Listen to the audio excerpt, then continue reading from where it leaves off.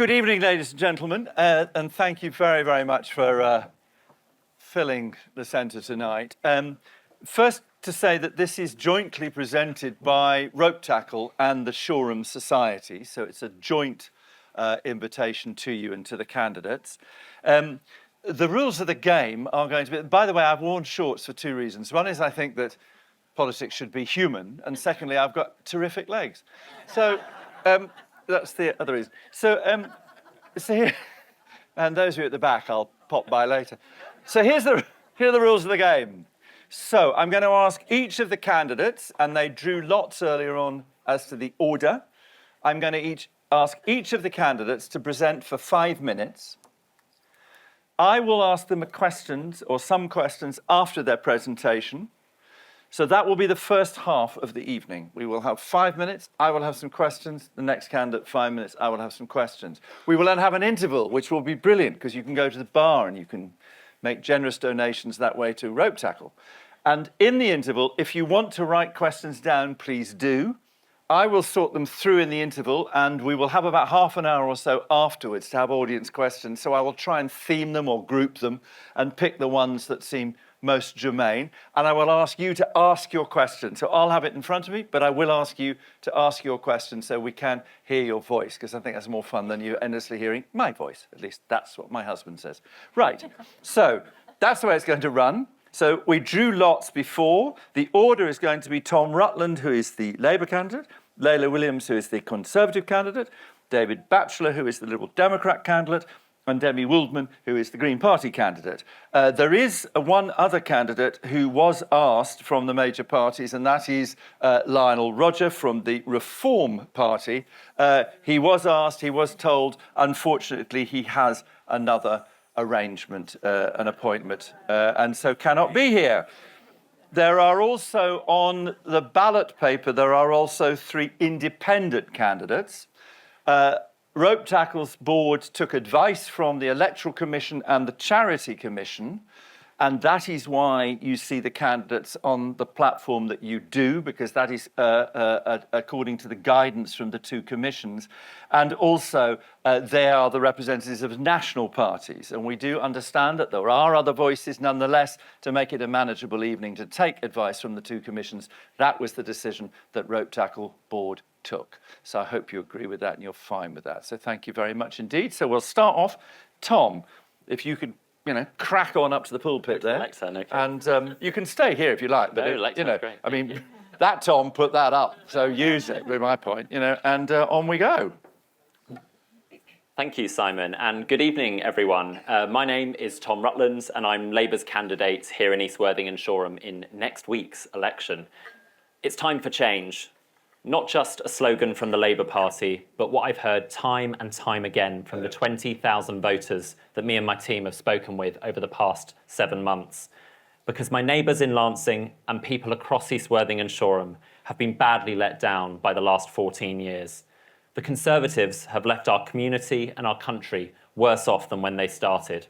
Locally, that means mortgages up by more than £330 a month, home ownership being a distant dream for young people who face being renters for life, earnings down by £76 a week, raw, filthy sewage polluting the River Ada and our beautiful coastline, and children in Shoreham being sent to school miles from home because of foreseeable shortages in secondary school places. NHS waiting lists and ambulance waiting times are through the roof, with my research finding a patient in Southwick waiting almost an hour and a half for an ambulance, despite facing a life-threatening situation. Enough is enough. Labour's got a long-term, serious plan to change things for the better.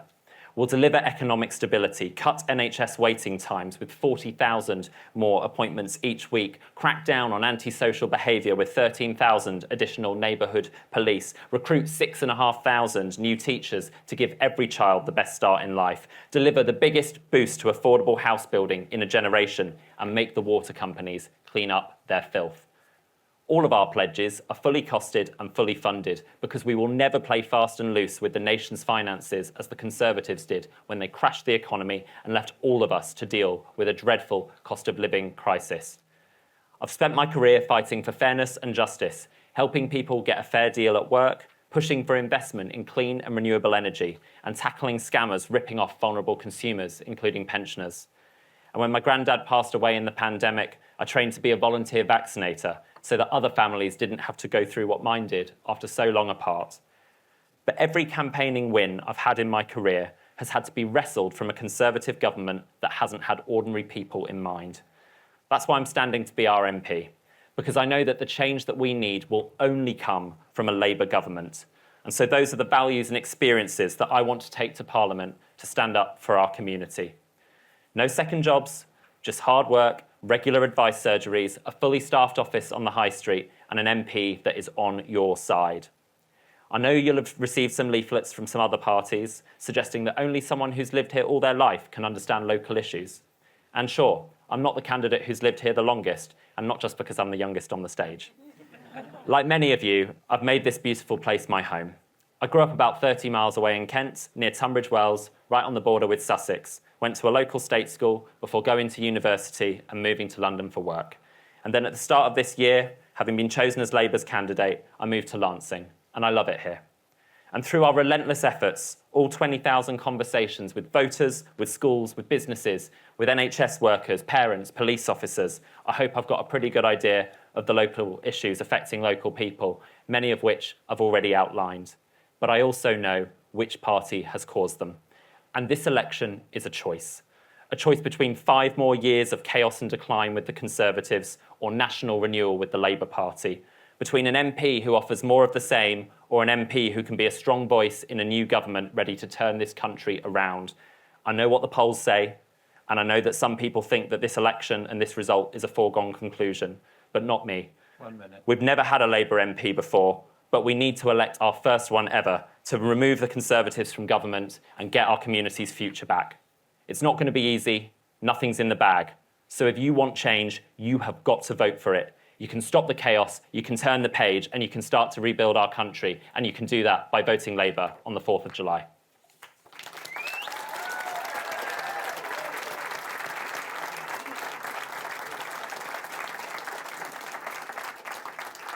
So, Tom, fully costed. So, just to quote you, the Institute for Fiscal Studies, who talks about both parties or all parties having a conspiracy of silence about tax and spend. I mean, your election manifesto, the Labour election manifesto, says pledge not to increase existing income tax rates, national insurance or VAT. What taxes will you increase in order to pay for what it is you say you need to do? Well, we're inheriting if we get elected next week. No, that's not what I'm asking you, whether you're inheriting. I'm asking you, what taxes will you raise or need to raise in order to get the investment to do the things you say you need to do?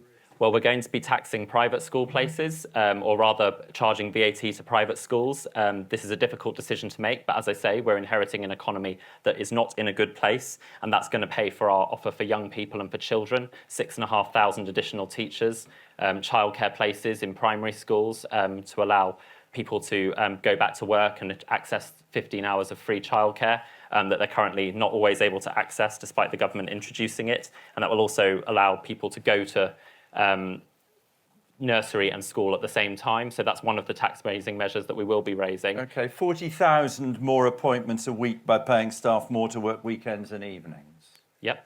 How's that going to happen in the NHS? I mean, you're just going to pour more money in, and if so, where from, or what's going to happen? How's that going to work? So the way that will be funded is through closing tax evasion loopholes and ending the non-dom status properly so that we can get those 40,000 additional appointments a week, not just for GPs, but across secondary care as well, dentists. I know that 8 out of 9 of the local dentists are not accepting any new NHS patients. None of them are accepting new adults, and only one is accepting children. So that's how we'll pay for that. But it won't just be a case of pouring money in. We'll also look to reform the health service too, keeping it free at the point of use and in public hands always. We're the party that founded the NHS, and we'll never change that.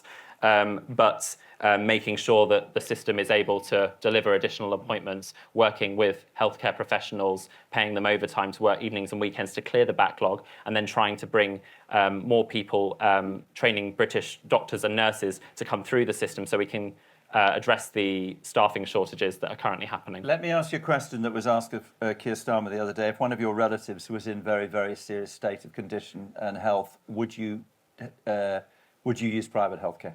No. Why not? because we want to be building an NHS where anyone doesn't need private healthcare. Don't you want to save the health of your close relative? Your granddad died in NHS hospital. Wouldn't you want to spend the money, save the money, spend the money on saving their health?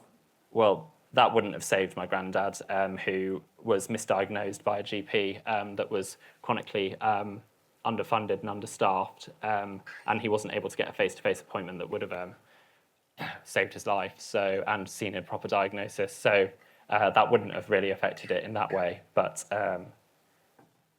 sorry. But it's a principle, is it? I think it's the principle. Yeah. I think it's the principle. We've done it before. We made private healthcare essentially pointless when we were last in government, and we can do it again, and that's what we'll do. Okay. Sorry?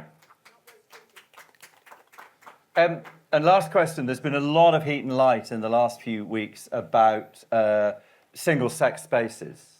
So what will I think people are very, very confused between what different people in the Labour Party and at the senior level of the Labour Party are saying about maintaining single-sex spaces, which is clearly a huge issue for women. What would you do to help the Labour Party reach a conclusion between those competing rights? So the Labour Party introduced the Equality Act, a fantastic piece of legislation in the last government, which provided exemptions for single-sex spaces, and we've said that will continue.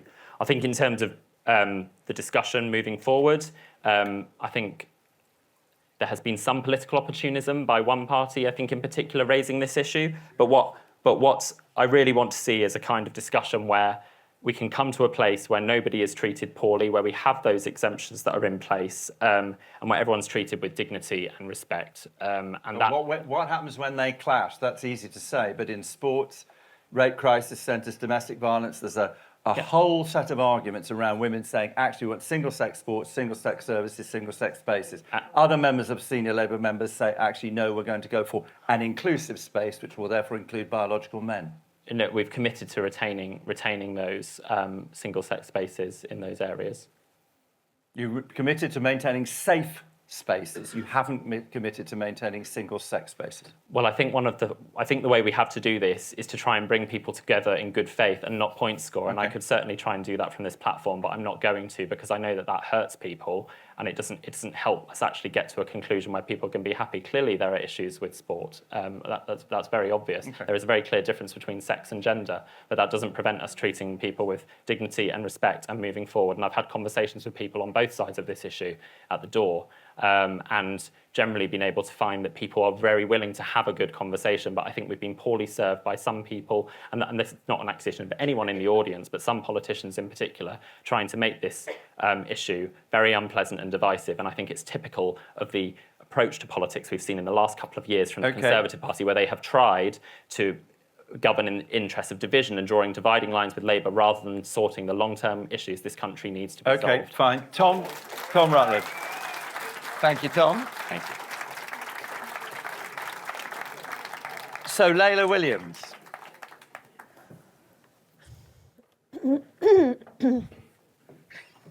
Oh, gosh, that would be good, wouldn't it? Tripping over. Good evening, everyone. And can I just say how nice it is to see so many familiar faces in the audience from both sides of all political realms. It's funny, as I was driving here, I was thinking about my childhood experiences and what had led me to this point. When I was 12, I was diagnosed with Crohn's disease, and on coming back to school after a long period in hospital, I stood up in front of 500 girls in my school and spoke to them in a very nerve-wracking manner about the fact that my NHS bed didn't have colourful bed sheets on it, or the fact that they needed more toys at the hospital, and I persuaded that school to support me in fundraising for the Rocking Horse Appeal going forward. And I guess in some way, the fear I felt on that day is probably equal, if not surpassed, by the fear I feel now standing before you, and I guess that is what links the memory. My name is Layla Williams, and I am your Conservative Party candidate for East Worthing and Shoreham. I'm standing to be an MP because a few years ago, Tim Lawton knocked on my door, and he was canvassing for local elections, and he said, my name's Tim Lawton, I'm your MP. And I'd never met an MP before, and I had not the faintest idea of how you became one. And so I said to him, look, I'm a bit frustrated with the way things are in the NHS. What should I do about it? And he said, well, you could become an MP. So here I am.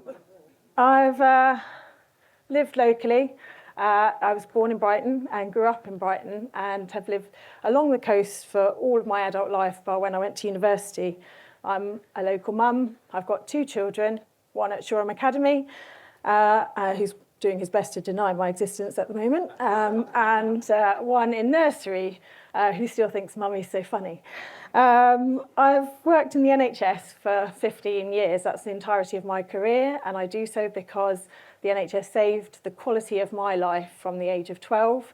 I've never paid for treatment at the point of delivery, and I fully believe that that is something that should continue very, very strongly indeed. In fact, that's why I've devoted my career to try and improving services within it. However, the changes I see need to happen are bigger, in fact, than can be achieved, I think, within it. And hence I'm standing for Parliament to try and influence it at a policy level from Parliament.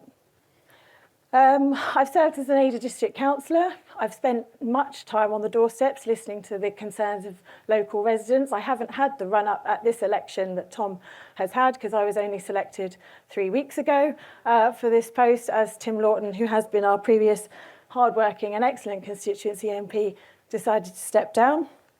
The conversations I heard both as a district councillor and in recent weeks of canvassing have been around, and I agree with Tom on this fact, the increased need for primary care. I don't think we've made it back really to the kind of primary care provision that we would like to see since COVID. And I have various ideas, having managed 2 A&Es for the last 2 years. I've got various ideas about how we could work together between hospitals and primary care to improve that provision. I also hear a great deal and empathise a great deal with the people who lose hours of their life sitting on the A27, because I start my journey in Shoreham and go all the way down to Chichester and back again at least 3 or 4 times a week. I work at Worthing 3 times a week, Southlands one day, Chichester the other. I'm fully committed to fighting for an A27 bypass because I believe it's needed to reduce the congestion and pollution that our constituents face and have been telling me about. I would be honoured to represent you as your MP. I stand here today simply to say I see a world I think I can make better, and with your support I would like to give it a go. If that's something that you can relate to, if you think we need a more diverse Parliament, I'm really pleased to see amongst all the candidates, you know, between us, one of us will be your MP for the next term of Parliament, and I'm really glad to see such a diverse and, dare I say, younger crowd. I think we will, you know, between us, one of us will be chosen as your MP. It would be my very great honour and privilege to be that person. Thank you.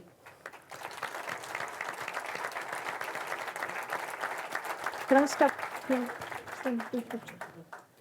Leda, it might surprise people that in that 5 minutes you talked about your child, you talked about the Rocking House appeal, you talked about working in the NHS, but you didn't talk about anything to do with the policies that the government, which you now seek to extend, has been putting into practice for 8, or we could argue longer than that if you took the coalition to account. So let's start with the NHS. You worked in the NHS for 15 years, but you say you want to improve the NHS. So you're saying you're going to increase spending above the inflation every year, continue programmes to build 40 new hospitals. Well, we already know that your Boris Johnson claimed that you'd already built 40 new hospitals. Now it's continued the programmes to build. What is it that you would claim is the biggest success of the last 8 years? And by the way, the last 6 chancellors and 4 prime ministers that the Conservative government have delivered to the nation. What would you claim as their biggest success? I would say the biggest success of the NHS in recent times. No, of the government, not of the NHS. Of the government. Well, it's the same thing. It's the rollout of the vaccination programme that brought us back out of lockdown and enabled us to have our freedom. It was the greatest success of the NHS, and it was because a government who took decisive action to bring about the vaccines that eventually were developed Notwithstanding you know, that waiting lists have got longer, that we've got an acknowledged shortage of GPs and dentists, particularly in this particular region, would you see that as a success? I mean, you're claiming it as a success. I don't.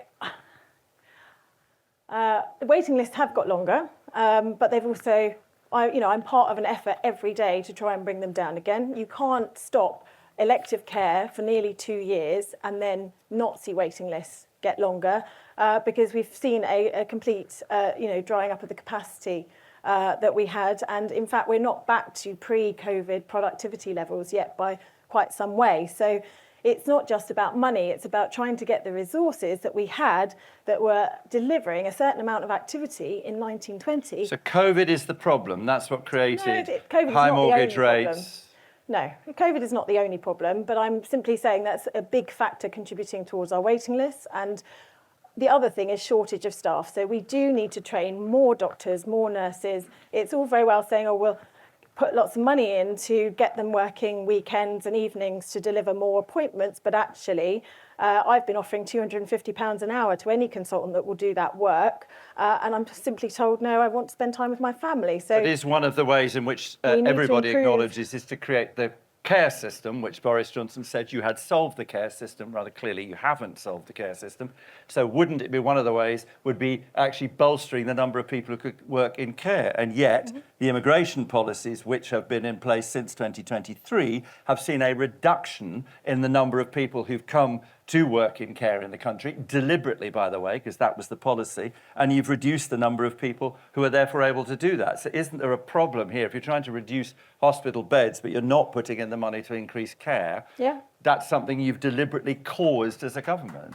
Yeah, absolutely. And I can't help but agree with you. And why do you think I'm standing here? Because actually I can see that from my everyday work. And actually I think if people were to really think about actually what we need, it is not necessarily more money into the NHS, it is more money into social care, it is improving the workforce, be that by training our own staff. We need more of virtually every profession, not just doctors and nurses. But you are standing on a manifesto that says cap the number of migrant visas as a level approved annually by MPs. In other words, part of the problem is, notwithstanding that we need to train more UK people, but what the government has done, which you're standing in place of, they have restricted that labour supply. So what I'm asking you is, in what way can you justify that if you can also argue what you're arguing?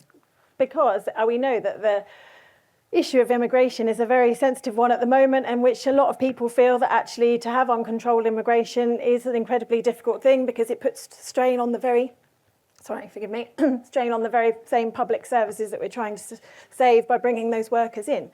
So I think, we need a balanced approach in which we're able to access the kind of workforce that we need in the places that we need, with the funding in the right places to provide that care.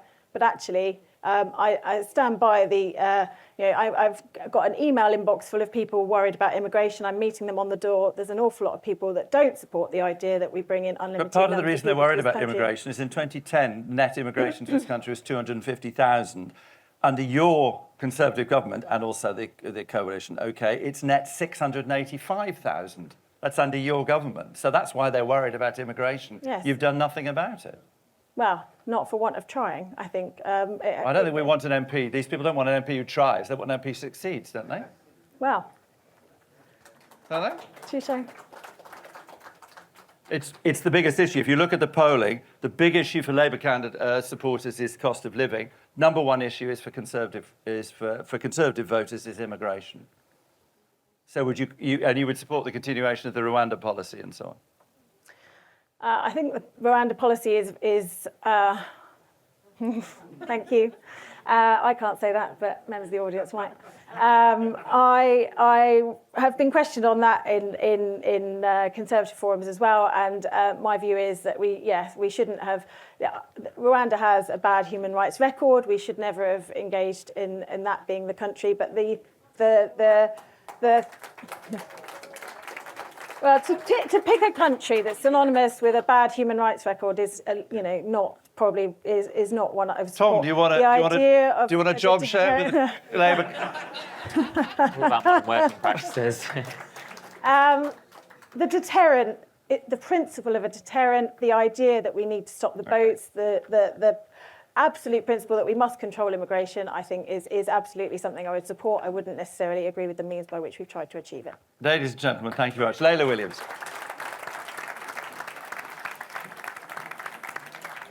So next up is David Batchelor, who is the Liberal Democrat candidate. Thank you very much. Well, my evening is complete because Layla has described me as one of the younger group. So that's a win. So what should we talk about this evening? If we had one of these events over the last two years, you know, the main thing we'd all be talking about would be tactical voting and how we're going to come together to change this government. Well, we really don't need to talk about that anymore. Rishi's kind of sealed that fate when he stood in the rain outside of number 10 doing the world's worst mime to things can only get better. And at risk of provoking the Gambling Commission, I think I can tell you now we are going to have a Labour government in a week's time. But the issue is, how are they going to make things better? And I think that's kind of the debate that we need to have tonight. Because all the problems are still going to be there. The economy's faltering. The NHS is on its knees. Our schools are crumbling. And locally, we kind of, you know, we've all lived the issues. It's housing, it's employment, it's inappropriate development. That's all still going to be there. And as Labour tries to get to grips with all that, yeah, he's going to have his hands full. But not only that, we're going to have the new political stuff coming up, and it is all going to change. The remnants of the Conservative Party, you know, that's going to become kind of a karaoke group for the right wing. Yeah, we know what's going to happen there, and that's going to disrupt us a lot.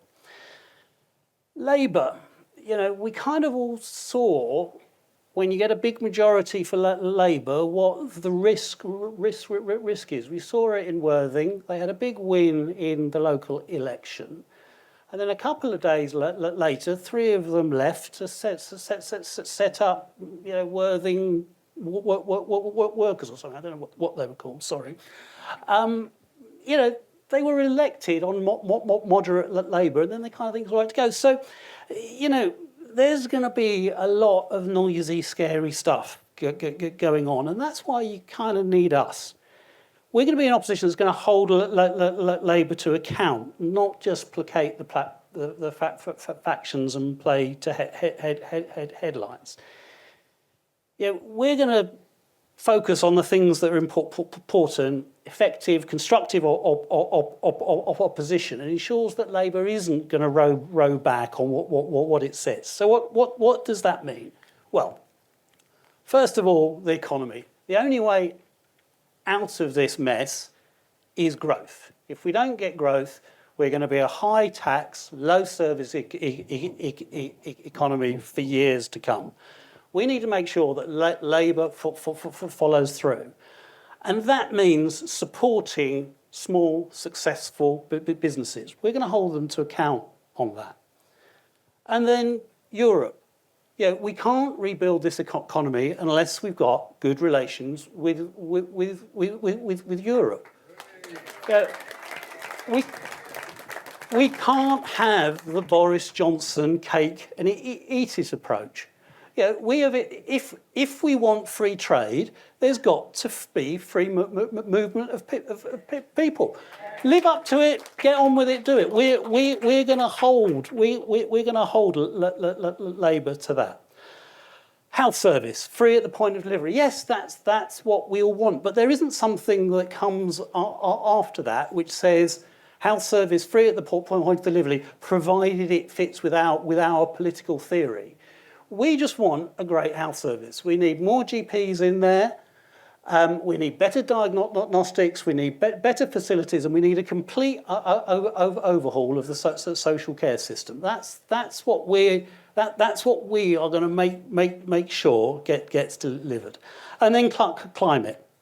Labour have rowed. We know Labour have rowed back on their commitments, but actually, what we need to do is build the environment into our economy. This isn't some kind of bolt-on that if we find some money down the back of the sofa, we're going to do it. It kind of has to be built in. So that's what we, the Liberal Democrats, are doing, and that's why we're focusing on trying to win 80 seats around the country so we can be the effective opposition. But it's not just about those seats we win, it's about the national vote. So if you want to have a proper opposition out there, we've got to have a proper vote throughout the country. And that's why it makes all the difference here locally. If you believe in the things I'm saying, if you believe the government is held to account, that's why you should come for us. And locally, we've got... Tom, are you okay? Cheers, yeah. What Tom? Sorry, Richard. David. He's given me a time limit, so I can guarantee I'm going to start stammering now, but there we go. Sorry. I was trying to give guidance. Thank you so much. But yeah, I will keep it short. So locally, we really are in the last chance saloon. I was in the audience in 2019, and we're talking about the same things locally, but they have got worse. There are now fewer jobs and lower pay in this area than almost anywhere else. Our council has done nothing about that. Housing, 11 times average earnings is the cost. 2,000 flats along the front has done nothing but made that worse. Our health service, it's suffering. The incidence of mental health in this area is way higher than anywhere else. That's because we're not getting the right services in the right place. So these are the real issues that have been caused by our representatives. So if you want change, then we've got to force change, and Liberal Democrats is the voice that will make sure that your voice is heard. Okay, thank you very much.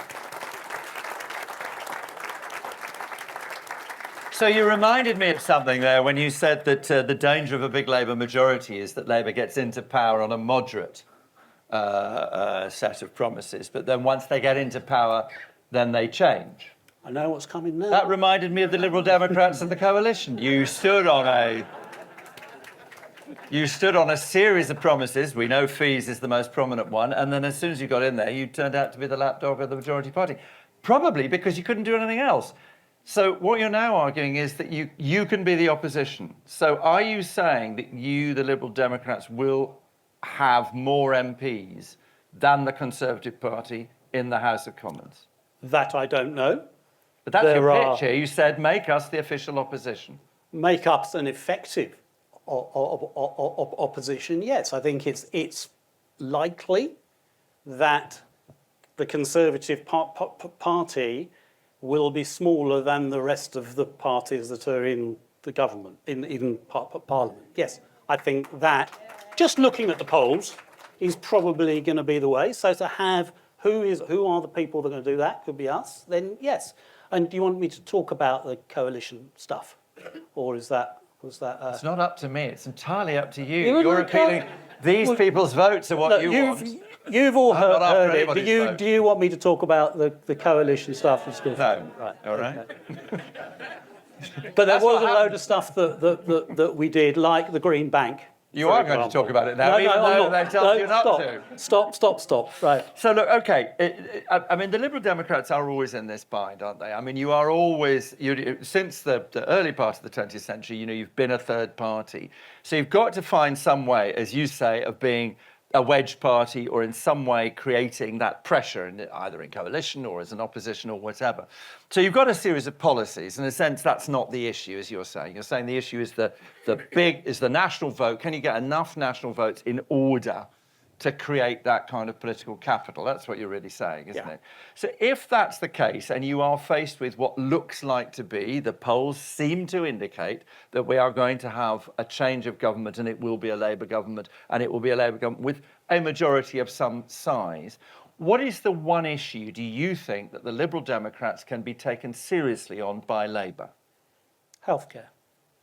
But in what way are you saying something different about healthcare than either Layla or Thomas? Social care reforms. Okay, go on. What is Liberal Democrat policy that's more effective than Liberal anything else? Democrat policy is that there should be free personal care for everyone that needs it. Now, that's going to do two things. The first thing it's going to do is actually relieve some of the financial pressure on some of the people in our community who most need that relief. But the other thing that reforming social care is going to do is going to unblock a lot of the beds in our hospital system, as I'm sure Layla will agree. You know, the biggest blocker is people that are sat in beds, they can't get out. If we overhaul that social care system, we will free up beds. People have been saying this for every decade that I can remember I've been engaged in politics. People have been saying we've got to fix the social care system. It says provide free personal care for people at home, covering nursing, hygiene and medication support. That's the official position of the Liberal Democrats. You're going to have to convince Rachel Reeves, if indeed Labour is the government, you're going to have to convince Rachel Reeves that she needs to spend more money, save money on the NHS, transfer money. What are the really compelling arguments that you think that she will actually listen to, though? Because she has said, actually, we can't afford to invest, expand taxation and so on and so forth. We have to find growth. So what's your compelling Liberal Democrat argument? Well, the compelling Liberal Democrat argument is that you can actually fund that by just reversing the banking levy to what it was to 2 or 3 years ago. That's not a wholesale change. So you're not putting a huge tax burden on people. You can tighten up CGT, and that will fund your reforms. CGT for people who... No, mainly that. for big investment funds that have all sorts of structures. I'm allergic to acronyms. Oh, sorry, I thought it was AAA. capital gains tax. Fine. So just last question, though. Will you campaign as Liberal Democrats to reverse the decision on Brexit? I will. Oh, sorry, I will campaign to reverse the impacts. And if the way you reverse that is you have closer and closer ties with Europe, of course we've got to do that. But how do you get closer ties with Europe? I should have asked you this, and I might ask you this later. How do you get closer ties with Europe without going back into Europe and becoming part of the EU? Actually, if you look at the various agreements, the Schengen agreements, everything like that, actually, if you agree free trade and free movement, then you're a long way there. So actually, you don't have to go in; you just have to get those things going. Get cosy. David Batchelor, ladies and gentlemen, Liberal Democrat candidate. Thank you. And finally, bless you for your patience, Debbie. So, Debbie Waldman, who is the Green candidate for East Worthing and Shoreham at the Hustings, hosted by Ropetackle and the Shoreham Society. I've got to emphasise that. So, good evening, everybody. It's great to be here in Shoreham, where I first met my husband. Our first date was up the road in the Amsterdam pub some 30 years ago. So, don't do the maths. You'll work out. Yes, I am. You'll work out I'm not maybe one of the youngest people in the team. We were very lucky. We were very blessed. We had our 2 boys. We moved to Worthing. I was blessed to become parent governor for Worthing High School. And we really felt as a family, we knew what it meant to have great teachers, great social services. But we also learned about what it was like when that funding is cut, when it becomes thin to vanishing point. I know a bit about not having enough money. As a child, my childhood was not Sky TV like Rishi Sunak. It was actually carpet on the stairs. My family came from Whitehawk in Brighton, and so I know a little bit about what it means to go without. In contrast, my professional career was working at American Express. I was Human Resources Director there, and I ended up leading multi-million-pound projects. Those 2 very different types of experience, I guess what I've learned, is an experience about what makes people thrive, understanding people, and what do we need to really be our best selves.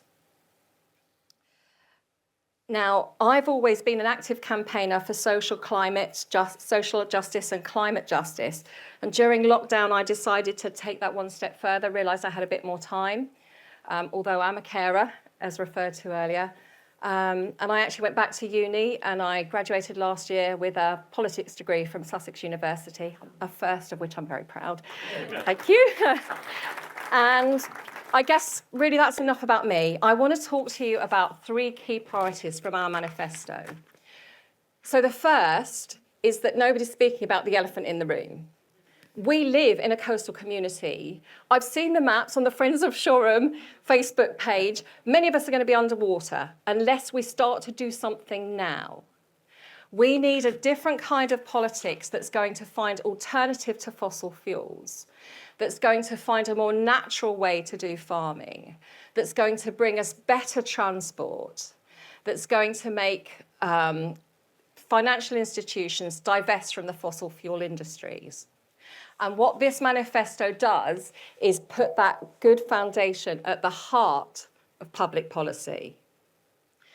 The second thing that we want to do is boldly seek to redistribute wealth and power. Too much is being held by too few. The super rich are getting richer, corporations are taking huge advantage, whilst many people are getting poorer. I'm sure there are a number of this in this audience that either are struggling or know people that are struggling in the current cost of living crisis. This has got to change. We cannot go on like this. We need to redistribute both power and wealth to local councils so that more close to the point that it's needed, people can have affordable, sustainable, economically viable houses, particularly for our younger generation, as young people here that my son and his girlfriend who may never get onto the property ladder if we don't start to change things. We also need to make sure that councils have the power to implement rent controls and that can take first dibs on bringing back any housing properties that used to be council house that were since sold off. We've got to make sure that we take the heat out of the housing market and this idea about property. We need to have fairer, greener wealth sharing and housing. And the third and final priority I want to talk about is this manifesto's plan to bring back public services and utilities into public ownership. I commit to you that we will work tirelessly to put people before profit. In January this year, I was at the Surface at Sewage demo down by the lighthouse, and I met a father with a beautiful neurodivergent daughter.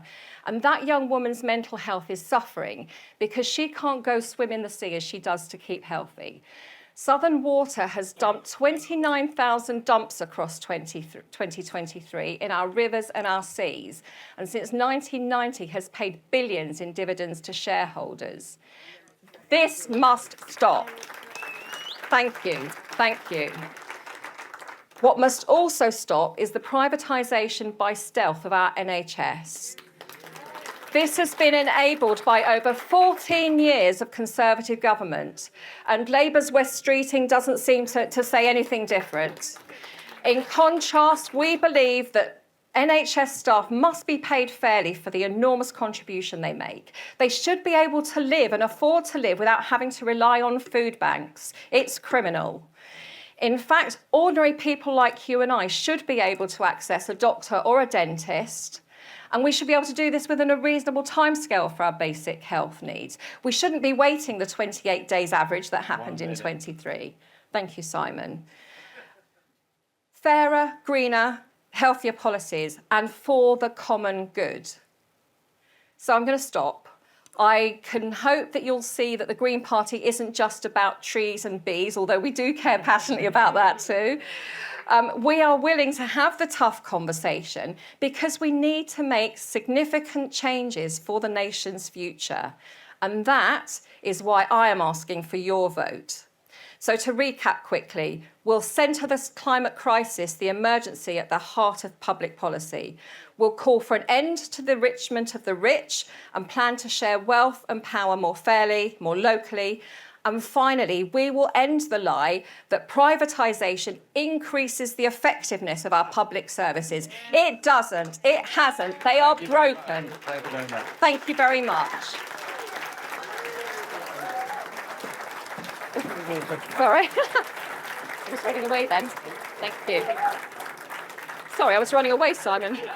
So the plan is, so you've got these three big themes, and one of them was the redistribution of wealth and power. And you talked about local services, and you thought about the devolution of power and effectiveness to local councils. Does it not occur to you that people who live in Brighton and Hove, who after a number of years of a Green council so comprehensively trounced the Green Party that it is now reduced to the smallest party in the council, there was no success. Roads are bad, recycling went down, and people's satisfaction with the council services are at rock bottom after those years of Green service. So why should people here put any trust in that idea that you said, which is that practically the Green Party can actually do the nuts and bolts? And that's passionately said, Simon. I know No, you're not passionately said. It's a serious question. Yeah, it is a serious question, and I understand that as a resident of Brighton and a former resident myself of Brighton. What I think is very interesting about the current dynamic and the dynamic that has been happening in the last decade and a half is that funding from central government has been cut. So in terms of limits of what local councils can do, they've pretty much had their hands tied. Yeah, but how come recycling went down under the Greens? How come there were a series of bin strikes and you couldn't sort out the work with the GMB and get the bin strike? How come any of those practical things that residents wanted you to do, you couldn't do, and as a result, you got thrown out of power? And yet you're saying to these people, vote for me because practically we can devolve power to councils and then it'll all be hunky-dory because we'll have done something to the rich. I think it's a slightly different set of circumstances, and I guess what I would say to that is I don't know the particular details of those specific industrial incidents you're talking about. I thought you were local. Yeah, I am to West Sussex, but actually what we do know is that from the perspective of creating good industrial relations, people that are in the jobs that we all rely on, like the bin men, for example, they need an appropriate wage. We've got too many people working in public services that are having to rely on food banks, that are feeling like their backs are against the wall and industrial action is the only thing. We just have to look at what's happening with the junior doctors, and for some of the reasons that Layla's talked about, but also because some of those public services are being starved of cash.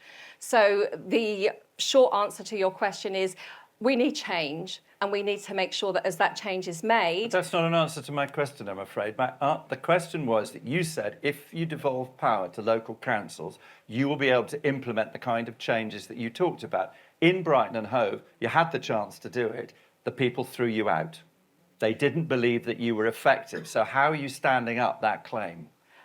Well, I think the circumstances that we're in now are slightly different, and we're talking about what we would do nationally and what that means for... Hang on a second. You'll get your chance in a minute to ask the question. And so I think we're in a different set of circumstances with a different set of priorities and certainly a different set of principles in terms of the manifesto and talking about structures for planning, for example. Lots of people in Shoreham are very unhappy with all of the development that's been happening. Certainly that kind of thing needs significant reform. Okay. So when you talk about the creeping privatisation of the NHS, jolly good slogan, what does it mean? Oh, there's all sorts of really interesting people to follow that talk about, actually, if you look around at a map of the UK, the whole of the UK, including Scotland, Ireland and Wales, you can see something like 200 NHS trusts that have some form or other of privatisation. What does privatisation mean? What do you mean by privatisation? Because Tom made the point, and everybody will make the point, that the NHS delivers services free at the point of delivery. Now, there's a big argument about dentistry and opticians, which are not free at the point of delivery. Set those aside. The NHS delivers services free at the point of delivery. So I'm asking you to define, if you would, for these people, well, what does creeping privatisation mean? I'd be surprised if there wasn't somebody... No, that's not what I'm asking you. I'm asking you to define what you mean by creeping privatisation. For things like going to I myself had a child by emergency cesarean, and I've had several gynae problems as a result of that. And when I went to see the specialist, he said, sorry, we can't do that here, but we can refer you through Goring Hall. So actually, my case got referred to Goring Hall to carry out that NHS operation. That's the kind of thing. Okay, so I have had my right hip done, just to be personal for a minute, and I'm about to have my left hip done. I have gone into this in great detail. It is faster, quicker, and far more clinically effective to have specialist surgeons doing large numbers of elective surgery, like hips, like cataracts. It doesn't have to be done in the private. It doesn't have to be, yeah. Elsewhere, it's already been done. What I'm saying is I'm merely using me as an example, and I've looked into this. Yes, it's a exactly. very effective way. Is that privatisation or is that effective use? I'm not asking you, I'm asking her, sir. Is that effective use of NHS resource because it is cheaper and more efficient and therefore actually saves the NHS money? I guess what I'd want to know is what's the question behind the question, because what comes before that is a lack of ability, a lack of resource, a lack of the equipment, a lack of everything, because the NHS has been so cash But if deprived the for last NHS is 14 paying years. less for those operations, does it matter? I don't think it is. I'm asking her the question because she talked about creeping privatisation. I'm trying to understand what she means by that and why it doesn't affect have a good effect on the NHS. Interestingly enough, I think also we don't even really, anybody has a clearly transparent picture about how these different health and related organisations are leeching on the edge of the NHS. My oldest son, who is neurodivergent, we got his diagnosis at 16. I know that our local council had to pay something like £1,000 to an external body to have his assessment done. It's not right. These organisations should not be profiting from it. Would you privatise drug development, bring drug development into public ownership? I really can't answer that question. I have pharmaceutical companies amongst my previous clients, but I worked not specifically with the vaccines and diagnostics team, so I wouldn't pertain to answer a question like that, which is far too detailed for me. And how is the best way? You talked about Southern Water, and it's clearly a huge concern down here because of the sea and the rivers and so on and so forth. And there's quite an argument about whether or not actually it's about the reporting of the amount of effluent that goes into the sea, and that actually reporting has changed and the basis of reporting has changed versus whether there actually is kind of large amounts of sewage in the sea. I'm no expert, so I can't do that. But what I can ask you is, what do you think is the most effective way of, because frankly, it's unlikely that Southern Water or any of the utilities would be taken into public ownership only because of the sheer cost of that. So if that's not likely to happen politically, what is the best way of changing the way in which they've been behaving, the utilities? Well, that's a great question. I have to disagree with Layla. Unfortunately, one of the things I was very disappointed with was our MP, who's just resigned, Tim Loughton. Surface Against Sewage have been pleading with him for months to facilitate a meeting with the CEO of Southern Water, and he refused to do that, but he took a bunch of sixth form students to meet the head of Southern Water. So I would say we have to get around a table and actually have that conversation about what does progress actually look like. Debbie Waldman, Green Thank Party. you very much indeed.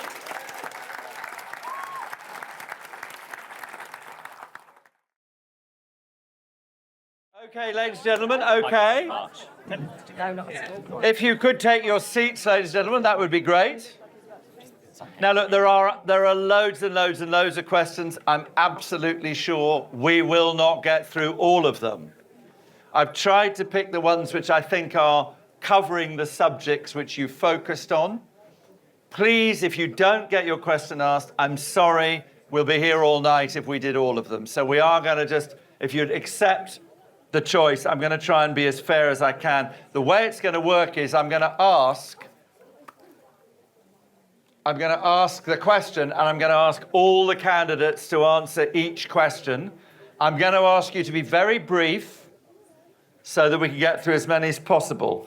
The first question, which I think is a kind of good portmanteau, and let's just go from the right. I don't mean the right in any other political way.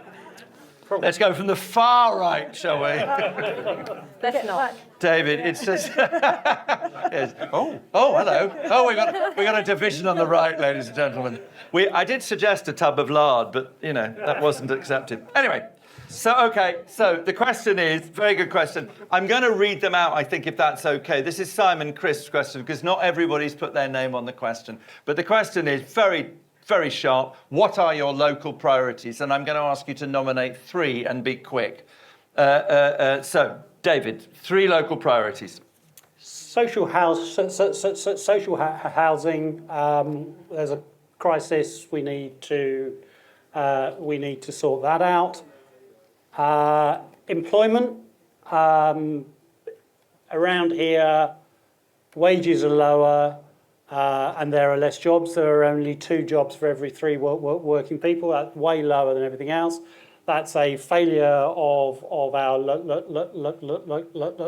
local government. We need to get a proper economic development group growing in the area. Fantastic. Layla, what are your 3 local priorities? So a couple that I've talked about: improving access to doctors and dentists, making sure that people can get access to primary care in a timely fashion, an A27 bypass around Lancing and Worthing to alleviate the congestion and pollution that we see that's causing misery for constituents. And I'm going to add one more in, which is to sort out secondary school places, because I know that's also a pressing issue, and we need to work with local schools to find solutions that will enable them to accommodate children locally. Okay, Tom.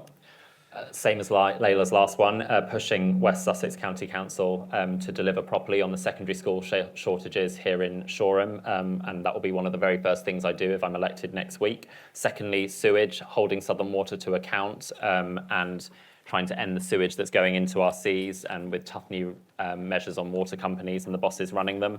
Thirdly, I think around transport and active travel, you don't just need to know about the state of the roads and the potholes, but also what we can do around sustainable travel infrastructure, implementing the local cycling and walking infrastructure plan, and providing proper safe cycle routes across the constituency, including the A259. Okay. All popular with the Arts Council crowd. I don't have too much to add to my colleagues. Certainly for me, it would absolutely be the whole flooding issue. We had people wading through inches of water to deliver during the local elections. Secondly, I would say it would absolutely be transport here and enabling us to have decent cycle paths and work together to work out how we're going to have healthier, safer transport in the area. And the third thing is actually something personal that somebody wrote to me about in advance of the election, and that is there's a scandal regarding loans, the loan charge scandal. There's something like 70,000 people caught up in it nationally. 10 people have committed suicide over it. None of us know about it. And the brief amount of research I've done has just been outrageous. And I've been written to by a constituent about that. And I would have to look into that in detail. It feels like another post office scandal just waiting to come. Okay. Now, this is a nice question. Sometimes backbench MPs are champions for particular causes, e.g. Jess Phillips on tackling violence against women or Tim Lawton on Tibet. What could we expect? What could we expect you to be a personal champion of? I'd just like to say that's of what could we expect you to be a personal champion? And keep it personal. Assume we know your party's policy. So My question, it was a personal champion in terms of climate change and biodiversity. Would you allow me to broaden it, though? Because I'd like you to keep it to be a person. well, I'd like to ask both. What would you like to do in terms of the climate change, but also... That would be your question. No, it would be also good to know, would it not, what they would champion personally beyond that? Okay. Thank you very much indeed. Are you a lawyer? Right. Apparently, you're not allowed to choose what you would champion, according to this man. You only got to champion terms of climate and biodiversity. It says keep it personal. Crikey.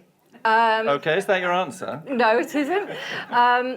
I think just education in terms of recycling, reusing, white goods being fit for purpose, trying to really do our bit to manage the footprint that we have.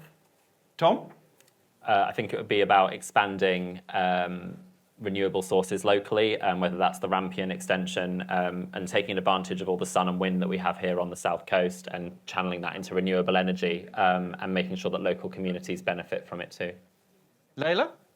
I think it would be about committing to expanding the award-winning work we've done around reclaiming the pad farms and the kelp project, which we've been, leading on, and it's been the subject of documentaries. And we're doing great work, and we can only serve, I think, to improve the biodiversity of our area and to, bring about even more positive change. I think and build on. David? I think there's a huge gap between say and do on all things to do with the environment. So what I will champion is there needs to be a duty of care for anyone, whether you work for a local authority or an environment. There needs to be a duty of care for the environment, which has legal penalties when you fall short. This is a question from Laura. I'll read this out. All parties are campaigning about terrible sewage problems, but they're also talking about the need for more houses. How will your party encourage building more houses when the environment is already at its limit? If we can start with you, David. So we're building the wrong sort of houses in the wrong place. What we need is more social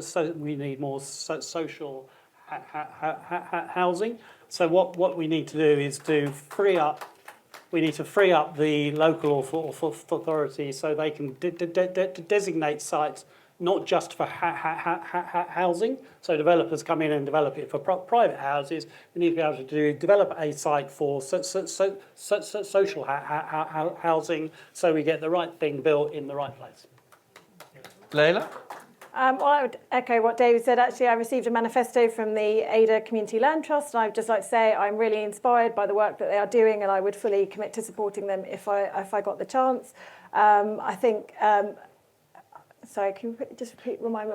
It is, how would your party build more houses when the environment is already at its limit? But it's also about getting developers to commit the right amount of money to the infrastructure that's required to make sure that we are building houses and that they are fully funding the infrastructure that's needed so that we can have those houses without increasing our sewage problems. Tom? I think part of it's about upgrading the sewage infrastructure that the companies have failed to do over many years since they were privatised, and we want to hold them to account on that because we're going to need to improve the infrastructure because it already isn't doing very well. When it comes to housing, the truth is we need more housing of all kinds. I'm not going to stand by and see people's children and grandchildren forced to move away from their families to get on in life. That's not acceptable, and we can't have that. So we do need more social housing, and we've failed to build enough in recent years. And in fact, it was the Conservatives and Liberal Democrats in government who banned councils from borrowing to build social housing, and that's why we're building so few social homes. So there's an answer there on that. So we need more affordable homes, we need more homes of all kinds, and I'm very keen to see that and see it done in a way that is sustainable with modern developments that take into all of these kind of things into account. Debbie? Well, we have a part of the manifesto is dedicated to the right homes, right place, right price charter. And part of what I've already talked about today is the whole idea of planning, transforming the planning system. And one of the things that we need to do is stop what's happening with current building, which is new buildings are not being produced with alternative sources of power. We need to make sure that those buildings that are being built in the right place at the right price are done so with that right modern infrastructure that will enable those homes to be ecologically sound and sustainable and reduce people's bills. Because what we know from delays on climate, the OBR has said failing to tackle the climate crisis is going to lead to long-term costs for us as a nation. There's two questions related here to schools. Can I just come back on Tom, so it wasn't right what you said. In fact, when the Liberal Democrats were in coalition, we got 190,000 new social housing built, which was the first time in 30 years. But did the government not ban councils from borrowing to build so that they were able to build more? They would have been able to build more under that system. That was an existing Conservative, that was one of the Conservative Okay, policies. but there's two questions here. One is whether they built 190,000 homes. Fine. Yes, they did. But your point is a different one, as I understand it. Your point is that actually you could have then borrowed. They put restrictions on borrowing. More would have been built, yeah. Yeah. But it's a slightly different point, is my point. So, but I mean, it's an interesting point too, is whether Rachel Reeves would allow councils to borrow more, because that's obviously going to increase the total of the national debt. They are now able to borrow to build again, Yeah. but they weren't for a very long time. Yeah. So, OK, there's two questions about schools. One from Alistair Reid, who is the chair of governors of Swiss Gardens Primary, and one from Jade Sowa, I hope I've pronounced your name right, from FAST. The first is, this year, 18% of West Sussex schools were in deficit. In layman's terms, an overdraft they have to pay back from future years' budgets. That figure is predicted to rise to 40% next year, with primary schools particularly affected due to falling birth rates and income and mostly fixed costs. What will candidates do to help alleviate the imminent funding crisis for local schools? And the second, which is a related question, is we had 5 years of overcrowding and insufficient secondary school places in our district. Given that we know there are more children than school places locally, until at least 2030, what are you going to do about that? So two key questions. One is actually, what do you do about the falling rolls and the rising deficits? And what do you do about the question of existing demand before that starts to fall? And I can't remember what end of the table. You first last time, in which case, Debbie, it's you first this time. So none of this should be a surprise. I've been working in the field of diversity and inclusion for 20 odd years, and we have known that there is a demographic bubble happening. We know that we're an ageing population. We know we've got a second bubble of coming along, so none of this should be a surprise. One of the things that we want to do is ensure that each child can have an education without having to track halfway across the countryside to get to a decent school. And beyond that, I will absolutely tell you with integrity that the education piece of this manifesto I have not swarmed up on. So I am not going to answer any further, Simon. I'm going to be completely honest about that. Tom? I've met with parents, governors and head teachers in recent months and know how difficult the funding situation for schools is. And in East Worthing and Shoreham, we are 517th out of 533 in the country for school funding per pupil, which is obviously very low down. And so that's something I would want to look to address. One of the things we are going to be doing, as I've said in my piece at the podium, is we're going to be looking to levy VAT on private schools to raise £1.3 billion to try and get some more money into schools for additional teachers, as well as our nursery places and free breakfast clubs for every primary school kid. But I know there's a lot more to do, and I hope if I am elected next week, I'll be able to meet with other schools and other head teachers to talk about that. When it comes to secondary school places, as I said earlier, that's going to be one of my very first priorities. I know how important it is for parents here in Shoreham who warned West Sussex County Council about it many years ago when the children were coming up through primary school, but they sat on their hands and didn't do anything. And now still, having commissioned a feasibility study, they're not releasing it despite it being finished. So they've not told parents, they've not told teachers what's going to be done or what the feasibility study has shown. And meanwhile, we're approaching another year of children about to apply for school places but not know where they're going to be going, and parents not knowing where their children are going to be going to school. So I will pick that up as soon as I can, but I'm very aware that a lot needs to be done quickly on it. So I will do my best on it. Thank you. Layla? So firstly, to come back on Tom's point around taxing by applying VAT to private school fees, my concern would be that actually that will increase the demand on secondary school places, because there are over 1,400 children in 7 schools across the constituency, and 308 of them are children with SEND needs who don't have an EHCP. So that will fall directly onto the parents or local authorities to fund those types of places.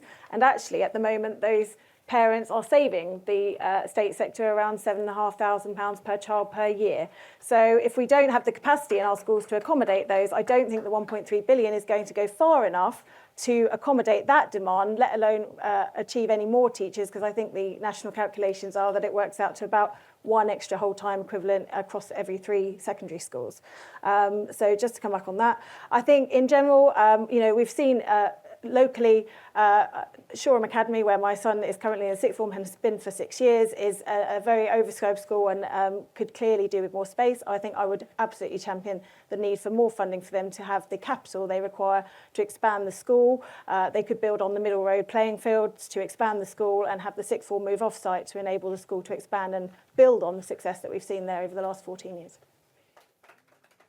David? Well, it's clearly a failure at West Sussex Council, and we see the same thing over and over again. It's not just with education. Representations get made to them. They say they're going to investigate. They say they've come up with a decision. They don't say how, and nothing ever changes. So yeah, we do need to see some proper change there. But then once you sort all that out, you've still got to put some proper funding into those schools. So the funding per pupil has drifted down and down and down over the last 10 years. In the same as we've done with pensions, we need to say that actually pupil funding is going to increase with inflation, and that's just got to be built in. Thank you very much. Okay, so we could go to something which is in the national news today. One question, somebody signs themselves, I think RHB, which is, does the panel welcome the release of Julian Assange? Might seem a little bit distant from... It is very, so across the other side of the world East now, Worthing and Shoreham. And there are a load of issues there. There is personal freedom, there's accountability on one side, and clearly there was a fairly big campaign to actually go out and get him. But at the end of the day, what he did put national security at risk, and a whole load of lives. Let him finish his point. And a whole load of lives. So whilst there were mitigating reasons why he didn't, I think probably to say, does one outweigh the other? Personally, I'm not so sure. Layla. Do you know, I've prepped for virtually every topic I could think of that would come up locally, and Julian Assange didn't come up even on my newsfeed today. I can't say that I have a strong opinion, other than to say that clearly, he was imprisoned for reasons that David's described. I don't know enough about the case that was made to try and free him. I guess we have to trust in the process that has taken place, and if it is deemed to be the right thing by the powers that be that know far more about it than me, then I have to trust in that. Okay. Tom? I'm not a particular fan of Julian Assange. I think, he released lists of informants in Afghanistan, which resulted in them being put in serious danger, and had they said they had it coming for being informants. So not a big fan of that. I think also his assistance to Trump and Putin is not something I would welcome. So I don't really care about Julian Assange. Debbie? I think it is a tricky one, but I think one of the things that's really dear to our party's values is truth and integrity and speaking truth to power. And I think some of the information that he leaked is just devastating, what happened to those poor people that were just completely obliterated off the face of the planet. So I think it's a really, really complex question. But I think we have to not allow governments to hide behind Official Secrets Act when human atrocities are being carried out in the name of nation states.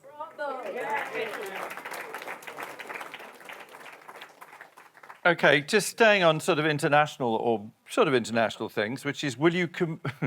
You may not have an answer to yes or no to this, but let's take it as a general subject because it's rather niche, but it's interesting, which is, will you commit to reform the British Museum Act and the National Heritage Act? This is about enabling national museums to return cultural properties to countries and communities of origin. So you may not I suspect, know about the detail of the particular act, so don't feel perhaps you have to stick to that if the question will allow me to do that. But the general point would be, do you think that's something that should now happen, I guess is the question. Certainly from a Green Party perspective, one of the things that we need to do is to look at repatriation of items like that. And I don't know the detail of the act, so thank you for that get out of jail card. But clearly we have to look at the facts, and our history has its hands on some horrible, corrosive, exploitative behaviour over the years. And we have to wake up and say, we're in 2024, we have to do the right thing, and we have to find a different way of being other than saying that it was empire, this is great, let's all rule Britannia.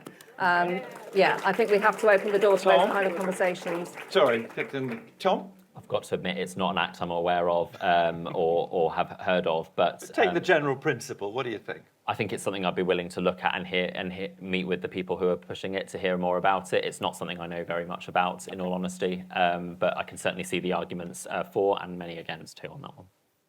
One might commend you for saying that you don't know the issue and you want to find out more, so that would be fair. Layla, how would you feel? I guess I would have a similar response. I think we, and I can say this as the party committed to, preserving traditionalism and values, but actually it's we need to ensure the safety of those artefacts, don't we? I think that's the main thing. They are all part of our joint history, and as long as we could ensure their safety and the ability for them to be enjoyed by future generations wherever they go, then I think it's certainly something that we should look at and commit to exploring further. I think we have to think about whose history it is. Okay. David? I think many museums and organisations are doing this off their own bat. They're looking at how they came about getting a lot of the stuff and taking the appropriate action. It feels like we've moved on as a society, and it's probably not a law we need anymore. I think we've got better things to be doing. Okay.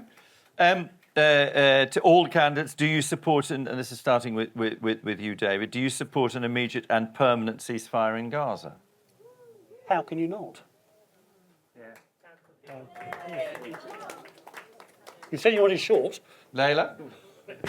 I think it's a really tricky issue. I think Israel has the right to defend itself. I think it's using disproportionate force, and so I would call on both sides to reach a peaceful agreement, and that would lead to a ceasefire. Tom? Yes, an immediate ceasefire, the release of all hostages, and immediately the unimpeded aid to Gaza. Hang on, let Tom finish. Go on. Yeah, I said, so an immediate ceasefire, the release of all hostages, and undisrupted aid flowing into Gaza, absolutely. Debbie? Absolutely. Our party is the party of peace. We're the first party that stood up to call for the ceasefire and the cease of arms sales to Israel. And absolutely, we will support that. There's quite a lot of controversy, isn't there, around, and it was the point that was made about Israel defending itself, and Tom's mentioned the hostages and so on and so forth. Would you, let me ask an additional question to that, is would you condemn the act of Hamas on October the 7th? I think clearly what happened on October the 7th is absolutely appalling and atrocious, and yes, but we have to understand that none of these things can be seen just in that moment in time. There's a 70-year history of which Western Europe has its hands all over in terms of what led to the conflict in the first place. Tom, would you condemn October the 7th?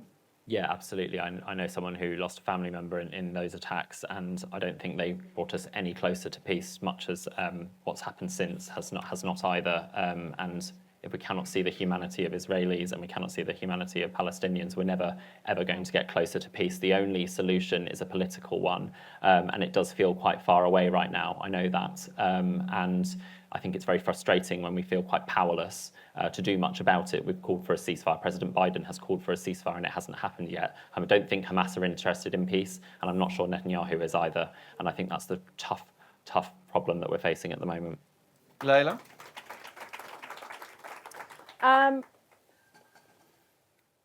Like I said, I think it's... sorry, can you repeat the first part of the question? I was so engrossed. I was actually going to agree with Tom wholeheartedly. But go on, repeat. Well, it was really your position on what happened on October the 7th and Hamas's attack. Well, it was a completely unacceptable and horrific event, which innocent people were caught up between a political struggle, and clearly it shouldn't have happened. And I think, absolutely we should condemn the use of violence in all cases such as this, and seek to, as Tom said, reach a political solution which would see the stopping of those kinds of events in future, because they're not. These are innocent people and they're caught up, and I think that's the thing that we have to remember in trying to achieve a peaceful solution for both sides. Dave? Well, I think the October 7th is a atrocity of a global scale, and I think it's a failure of the international community that it hasn't actually got in there and played a leading role in sorting it out.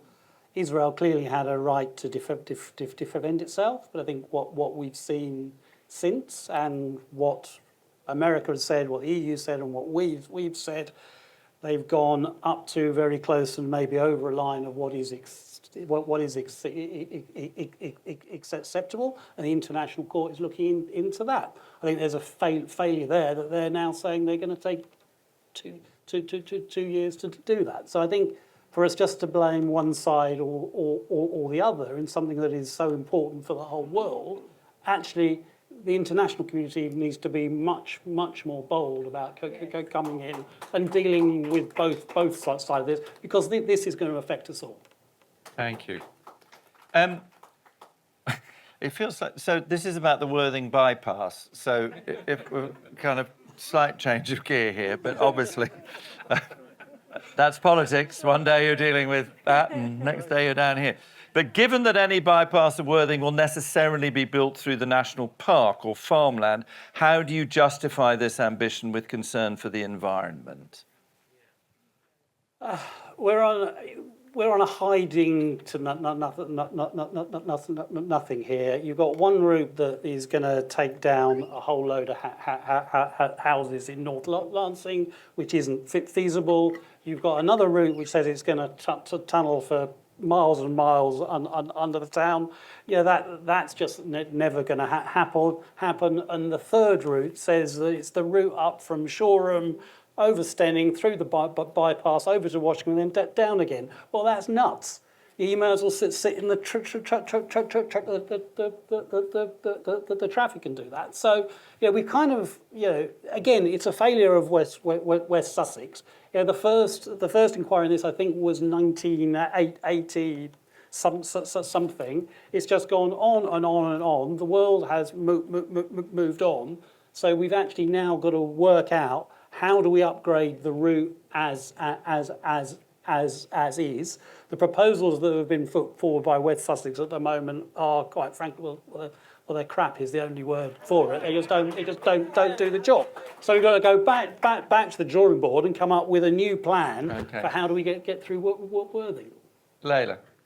So I guess my justification is that I'm listening to constituents, and that's what they're telling me that they want. And I know that it's been, as you say, in train far longer than I've been involved in politics. But actually, what I've committed to them is bringing a fresh enthusiasm to fighting for a solution that will see a reduction in the congestion and pollution that we're already experiencing. So part of my justification is about the removal of that.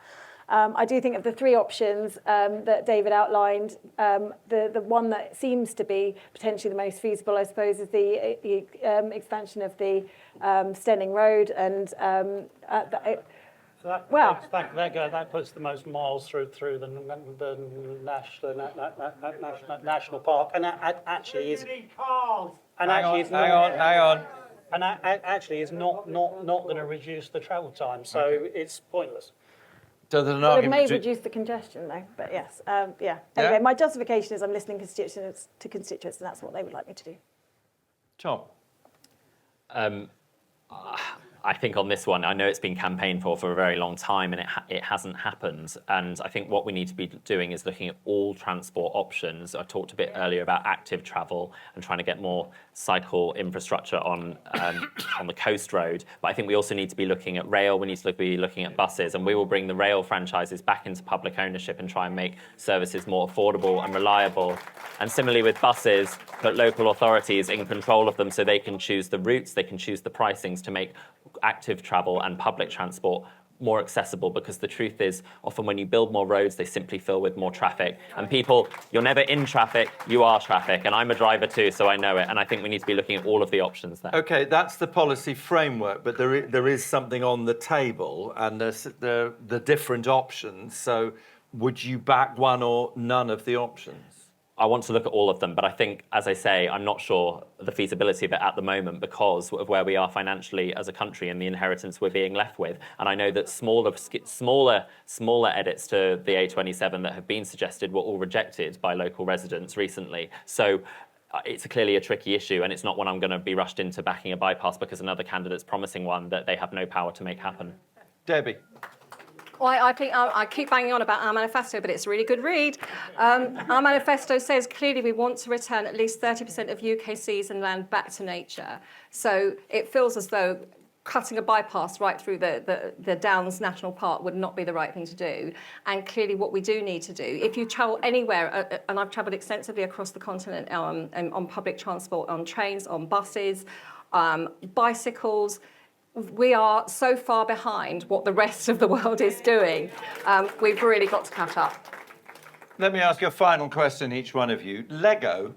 Lego is an open source organisation. So if you propose to Lego a design and say, I would really like to make this, and they think that's got a sales potential and therefore they would enable you to do it, what, Debbie? What would you propose to Lego as the design you'd like them to make available to the rest of us? Oh gosh, well I've got a son sitting in the audience that absolutely loves Lego, so I'd be really pushed between one of those Japanese trains, the ones that travel at 200 miles an hour called, versus maybe something like a push bike with kids on the back or a wheelchair on the back, so that we could actually bring those that maybe can't travel so easily around with us.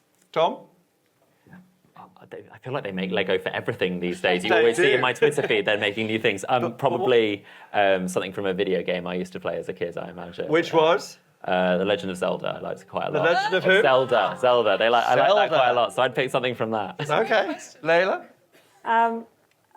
Do you know, what, I mean, I you know, and people who know me well will know I always favour practical presence. But in this case, I would have to create some sort of Jurassic Park style dinosaur set for my 3-year-old who is absolutely obsessed and can name at least 10 dinosaurs confidently. So yeah, I think I would go close to home. It is his birthday on Friday.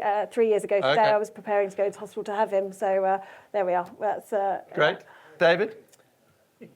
Oh, I don't know, probably some kind of mountain bike that would stop me getting slower and slower every time I try to get up to Chanctonbury Ring. Fantastic.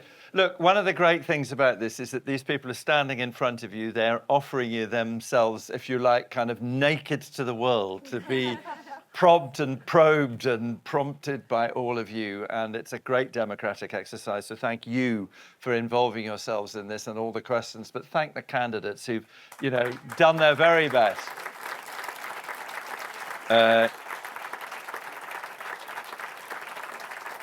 again, just to thank Ropetackle, an extraordinary organisation that runs entirely on